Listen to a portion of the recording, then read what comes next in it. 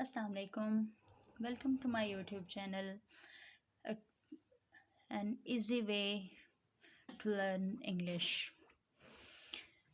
जैसे कि कल मैंने अपना एक स्टार्टिंग लेसन आप सबको पढ़ाया था, जिसमें मैंने बेसिक्स से जो है वो मैंने स्टार्ट लिया है। जैसे कि मैंने पार्ट्स ऑफ स्पीच को सबसे पहले पढ़ाने का जो है वो लेसन का एक सिलसिला, एक सीरीज़ को शुरू किया है। बिकॉज़ पार्ट्स ऑफ स्पीच के बगैर आप इंग्लिश लैंग्वेज के अंदर एंटर नहीं हो सकते जब तक कि आपको पार्ट्स ऑफ स्पीच के ऊपर कमांड स्ट्रॉन्ग ना हो। तो कल के हमारे लेसन में हमने पढ़ा था कि नाउन क्या चीज़ है। तो जैसे कि नाम से ही जाहिर है कि इसको एक नेमिंग वर्ड कहते हैं, यानी कि किसी भी चीज़ का नाम, किसी भी इंसान का, किसी भी जगह का या किसी भी शख्स का नाम जो है उसको हम नाउन कहते हैं। तो उसकी हमने फर्दर टाइप्स भी पढ़ी थी। तो उम्मीद है कि कल का लेसन जो था वो आप सबको बहुत अच्छे से समझ में आया होगा, और अगर समझ में नहीं आया तो आप मेरे चैनल पे जाकर उस वीडियो को दोबारा देख सकते हैं। तो आज हम नेक्स्ट पार्ट ऑफ स्पीच को पढ़ेंगे, जो कि है प्रोनाउन। अब सवाल ये है कि प्रोनाउन क्या चीज़ है। तो प्रोनाउन उन वर्ड्स को कहते हैं जो कि हम नाउन की जगह पर इस्तेमाल करते हैं। Pronoun are those words we use instead of noun. यानी कि मिसाल के तौर पर अगर मैं आपको एक एग्ज़ाम्पल दूं तो मैं बोलूँगी कि Ali is a good player.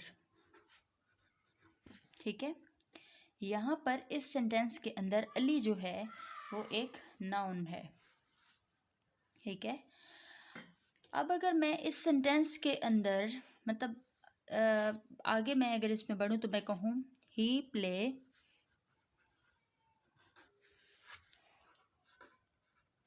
Good cricket. तो अब ये जो ही है जो हमने यूज़ किया अली की जगह पर, इसको हम कहते हैं प्रोनाउन।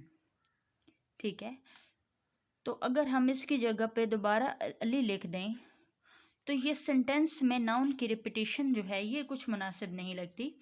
जैसे कि हम अगर बोलें Ali is a good player and Ali play good cricket, तो बार बार की अगर हम उसी नाउन को बार बार हर सेंटेंस के अंदर यूज़ करेंगे तो वो हमें इरिटेट करेगा। तो इसलिए हम उस नाउन की रिपीटिशन को बचने के लिए हम उसकी जगह पर जो वर्ड्स यूज़ करते हैं उसको हम बोलते हैं प्रोनाउन। ठीक है, अब प्रोनाउन की भी बहुत सारी टाइप्स हैं। प्रोनाउन की टाइप्स में सबसे पहले आता है पर्सनल प्रोनाउन। पर्सनल प्रोनाउन, ठीक है, नाम से ही जाहिर है पर्सनल यानी कि शख्स के लिए, अपने लिए। ठीक है, किसी के लिए, किसी भी इंसान के लिए। ठीक है, मिसाल और पर्सनल प्रोनाउंस में आ जाते हैं ही, शी, इट, दे और यू। ठीक है, इनको हम कहते हैं पर्सनल प्रोनाउन। एक आई भी है, इसका पर्सनल प्रोनाउन में आ जाता है। अब इनकी भी फर्दर टाइप्स हैं। ये जो मैंने जो अभी आपको पर्सनल प्रोनाउन दिखाए हैं, इनको भी हमने टाइप्स में डिवाइड किया हुआ है। ठीक है, इसके अंदर आप वी भी ऐड कर सकते हैं। तो अब ही, शी, इट जो है, ठीक है, ही, शी, इट, दे, इनको हम कहते हैं थर्ड पर्सन। ठीक है, यू जो है इसको हम कहते हैं सेकंड पर्सन। ठीक है, और आई एंड वी जो है इसको हम कहते हैं फर्स्ट पर्सन। अब इनकी जो डिस्ट्रीब्यूशन है वो ऐसे है कि आप आई और वी जो हम के लिए इस्तेमाल होगा, यानी कि जो अपने आप के लिए इस्तेमाल होगा, उसको हम कहते हैं सबसे पहला पर्सन, फर्स्ट पर्सन। और आई और वी जो है वो हम अपने आप के लिए इस्तेमाल करते हैं, ठीक है। फिर आ जाता है सेकंड पर्सन यू, यानी कि जो लिसनर होता है, ठीक है, जो हम जिससे हम मुखातिब होते हैं उसके लिए हम इस्तेमाल करते हैं यू। फिर चाहे वो सिंगुलर हो, फिर वो चाहे वो प्लूरल में हो, दोनों के लिए यू इस यूज। और ही, शी, इट और दे जो हैं इनको हम यूज़ करते हैं जो अभी मौजूद नहीं हैं या जो एब्सेंट हैं, एब्सेंट पीपल हैं, ठीक है, या जो हमारे पास इस टाइम मौजूद नहीं है या जिससे हम मुखातिब नहीं होते, उसको हम कहते हैं थर्ड पर्सन, यानी कि ही, शी, इट और दे। इसके बाद आ जाता है interrogative. Interrogative pronoun,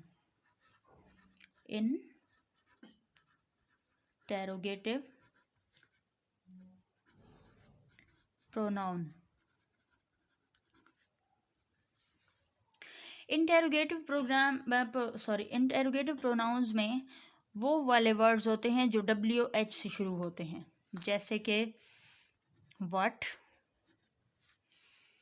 where and when, who, ठीक है। इनको हम कहते हैं इंटेरोगेटिव, यानी कि सवालिया pronoun.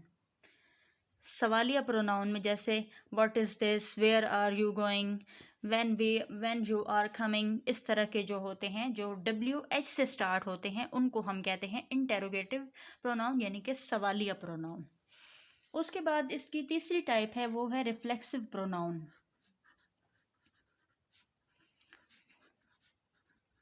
Reflexive pronoun, reflexive pronoun उन वर्ड्स को कहते हैं जो कि वर्ड्स एंड विद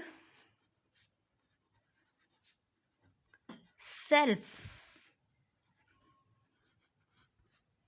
ठीक है, यानी कि माई सेल्फ, ठीक है, your self, himself, herself and themselves, ठीक है।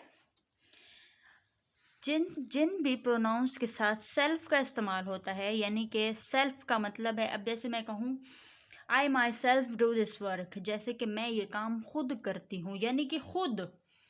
किसी भी शख्स के साथ जब वो उसके सेंटेंस के अंदर जब हम खुद का इस्तेमाल करते हैं तो हम वहाँ पर सेल्फ के प्रोनाउन को इस्तेमाल करते हैं। ऐसे प्रोनाउन को कहा जाता है रिफ्लेक्सिव प्रोनाउन। उसके बाद आ जाता है इंडेफिनिट प्रोनाउन।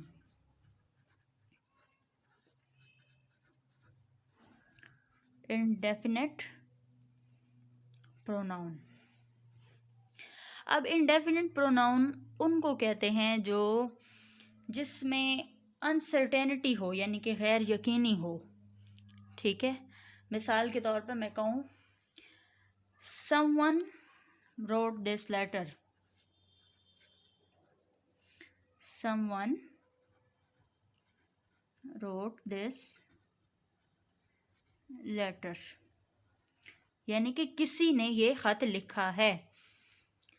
तो जब हम बात करें किसी, यानी कि यहाँ पर अब ऐसा प्रोनाउन है जो कि हमें मौजूद नहीं है कि कौन है, हमें मालूम नहीं है कि ये कौन है, ठीक है।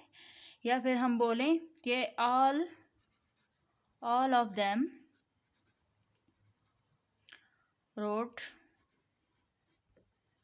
this letter, ये उन सब ने ये ख़त लिखा है, ठीक है। यानी कि इसमें बाकायदा तौर पर पहचान नहीं हो रही कि किसने ये काम किया हो। तो जब अनसर्टेन प्रोनाउन को या अनसर्टेन पर्सन्स को जब हम मुखातिब करते हैं या उनका जिक्र करते हैं तो उनको हम कहते हैं इंडेफिनिट प्रोनाउन। उसके बाद आ जाता है रिलेटिव प्रोनाउन। ठीक है, रिलेटिव प्रोनाउन। रिलेटिव का आम तौर पर आप सबको जैसे कि पता होगा कि रिलेटिव रिश्तेदार को कहते हैं, यानी कि जिसके साथ कोई रिश्ता हो। तो रिलेटिव प्रोनाउन को हम वहाँ पर यूज़ करते हैं जहाँ पर हमारे दो सेंटेंसेस के दरमियान कोई रिलेशन मौजूद हो, जैसे कि, और इन प्रोनाउंस को हम कहते हैं हु एंड वेयर। ठीक है, यानी कि मिसाल के तौर पे मैं आपको एक एग्जांपल दूं तो मैं बोलूँगी कि he is the person who met me yesterday, कि ये वो शख्स है जो मुझे कल मिला था। तो यहाँ पर हु जो है वो कौन के मीनिंग में नहीं आ रहा बल्कि जो के मीनिंग में आ रहा है, यानी कि ये वो शख्स है जो मुझे कल मिला था। He is the person who met me yesterday. He की जगह आप नाउन भी यूज़ कर सकते हैं, यानी कि अगर किसी स्पेसिफिकेशन को आप बात कर रहे हैं, किसी का नाम लेकर बात करना चाह रहे हैं, तो भी उसके अंदर जो प्रोनाउन हम यूज़ करेंगे उसको हम बोलेंगे हु। ठीक है, उसके बाद वेयर की, अगर आप वेयर को तो आम तौर पर यूज़ ही किसी जगह के लिए किया जाता है, तो मैं बोलूँगी कि Lahore is the city where I lived. ठीक है, कि लाहौर वो शहर है जहाँ मैं रह आई हूँ। ठीक है, तो वेयर जो है वो आप किसी भी जगह के लिंक को जब शो करेंगे, यानी कि दो सेंटेंसेस, अब एक सेंटेंस है लाहौर इज़ द सिटी, ठीक है, ये एक सेंटेंस हो गया, और दूसरा सेंटेंस है where I live, where I live. ठीक है, तो इन दोनों सेंटेंसेस को जब कोई कनेक्ट करेगा तो वो क्या करेगा, ये हमारा वेयर। ठीक हो गया। अब यहाँ पर ये कहाँ के मीनिंग में नहीं आएगा बल्कि ये जहाँ के मीनिंग में आएगा, यानी कि लाहौर वो शहर है जहाँ मैं रही हूँ। उम्मीद है यहाँ तक आपको समझ में आ चुका होगा। इसके बाद हमारा अगला जो हमारी टाइप है वो है रेसिप्रोकल प्रोनाउन। ठीक है, अब इसमें हम कनेक्शन शो करते हैं जब हम यूज़ करते हैं one another and each other. जहाँ आपने दो लोगों का कनेक्शन शो करना हो वहाँ आप वन अनदर यूज़ करते हैं, जहाँ आपने दो से ज़्यादा लोगों का कनेक्शन शो करना हो वहाँ पर आप ईच अदर का वर्ड जो है, प्रोनाउन जो है वो आप यूज़ करते हैं। जैसे कि मैं बोलूँ कि दे लाइक, मिसाल के तौर पर मैं कहूँ Anam and Alia like each other. ठीक है, तो ईच अदर जो है, सॉरी यहाँ मैं थोड़ी सी मिस्टेक कर गई हूँ, ईच अदर जो है वो एक्चुअली दो लोगों के कनेक्शन को शो करता है। ठीक है, और वन अनदर जो है वो दो लोगों से ज़्यादा का जो लिंक होगा उनको शो करता है। अब मैं यहाँ पर, आप सोच रहे होंगे कि मैं उर्दू का इस्तेमाल क्यों कर रही हूँ, तो मैं एक्चुअली मेरा मकसद ये है कि मैं बेसिक्स जो लोग सीख रहे हैं, जिनको बिल्कुल ही कोई आइडिया नहीं है या जिनकी इंग्लिश बहुत ही ज़्यादा वीक है, उनके लिए मेरा मकसद है कि ये वीडियो उनको फ़ायदा पहुंचाए। तो इसलिए मैं उर्दू का इस्तेमाल बीच में कर रही हूँ, वर्ड्स में भी, स्पोकन में भी, ताकि सबको ईज़िली जो है वो समझ में आ सके। तो ईच अदर जो है वो दो लोगों के कनेक्शन को शो करता है, जैसे कि Alia and Anam each likes each other. तो जब हम कहते हैं वन अनदर तो हम कहते हैं we should respect one another, यानी कि हमें एक दूसरे की रिस्पेक्ट करनी चाहिए। यानी कि हमने यहाँ पे एक जनरल ओवरऑल बात की है कि हमें एक दूसरे की, यानी कि जहाँ भी हम मुख्तलिफ लोगों को इधर उधर देखें, जहाँ पे मिलें, तो वहाँ पर हमें एक दूसरे की रिस्पेक्ट करनी चाहिए। ठीक है, उसके बाद आ जाता है डेमोन्स्ट्रेटिव प्रोनाउन। डेमोन्स्ट्रेटिव प्रोनाउन, तो डेमो का मतलब होता है इशारा करना। ठीक है, तो इशारा करने में आ जाता है दिस, डैट, दोज, दीज। ठीक है, यानी कि जो भी TH वाले प्रोनाउन हैं वो आ जाते हैं डेमोन्स्ट्रेटिव में। आप लोग साथ साथ नोट भी कितने जाया करें, अपने नोट्स बनाते जाया करें, इससे आपको बाद में बहुत हेल्पफुल होगा। तो दिस डैट यानी कि जिस चीज़ की भी, जिस जैसे मैं कहूँ दिस इज़ अ पेन, ठीक है, तो ये इस पेन की तरफ इशारा है, तो इसको हम कहते हैं डेमोन्स्ट्रेटिव प्रोनाउन। फिर उसके बाद लास्ट वन है पोजेसिव प्रोनाउन। पोजेसिव प्रोनाउन नाम से ही जाहिर है कि जो हमारी पोजेशन होती है, यानी कि जो हमारी मलकियत होती है जिस चीज़ में, ये ऐसे प्रोनाउंस होते हैं जो कि हमारे किसी भी सेंटेंस को या किसी भी चीज़ की पोजेशन को, यानी कि मलकियत को जो शो करे, उसको हम कहते हैं पोजेसिव प्रोनाउन। और ये हमेशा आते हैं comes at end of the sentence. जैसे मैं कहूँ कि दिस पेन इज़ माइन, कि ये मेरा पेन है। दिस पेज इज़ योर्स, ठीक है, इसमें इस प्रोनाउंस में होते हैं माइन, योर्स, योर,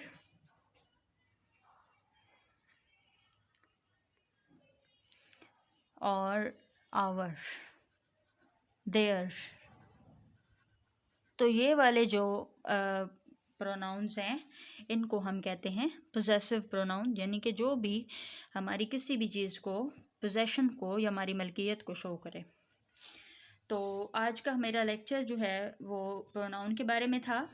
तो प्रोनाउन की मैंने आपको आज डेफिनेशन और इसकी ओवरऑल जो जितनी भी टाइप्स हैं, 8 टाइप्स हैं इसकी। सबसे पहला जो है वो पर्सन प्रोनाउन है, फिर इंटेरोगेटिव, रिफ्लेक्सिव, इंडेफिनिट, रिलेटिव, और फिर उसके बाद रेसिप्रोकल और डेमोन्स्ट्रेटिव एंड पोजेसिव। तो मैं आपको मेरी वीडियो पसंद आए तो आप मेरे चैनल को सब्सक्राइब करें, वीडियो को लाइक करें और अपने दोस्तों के साथ ज़रूर शेयर करें, और कमेंट बॉक्स में अपने फीडबैक से लाजमी आगाह करें। अल्लाह हाफिज़, कल मिलते हैं नए लेसन के साथ।